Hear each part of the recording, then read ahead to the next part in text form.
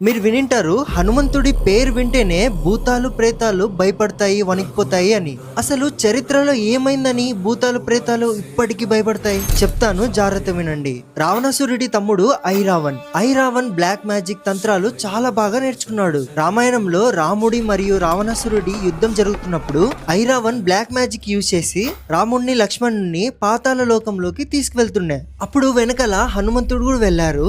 ఐరావన్ ని హనుమంతుడు ఎంత కొడుతున్నా ఇక్కడ చనిపోతున్నాడు, మళ్ళీ అక్కడ బతుకుతున్నాడు. హనుమంతుడికి అర్థమైతుంది ఇదేదో బ్లాక్ మ్యాజిక్ జరుగుతుంది నాతో అని. అప్పుడు తెలుసుకుంటాడు హనుమంతుడు 5 దిక్కుల్లో ఉన్న దీపాలు ఒకేసారి ఆర్పితే ఐరావన్ ని చంపచ్చు అని. కానీ 5 దిక్కుల్లో ఉన్న 5 దీపాలు ఒకేసారి ఎలా ఆర్పాలి? అప్పుడే హనుమంతుడు రౌద్ర రూపాన్ని ధరిస్తారు, పంచముఖి హనుమాన్.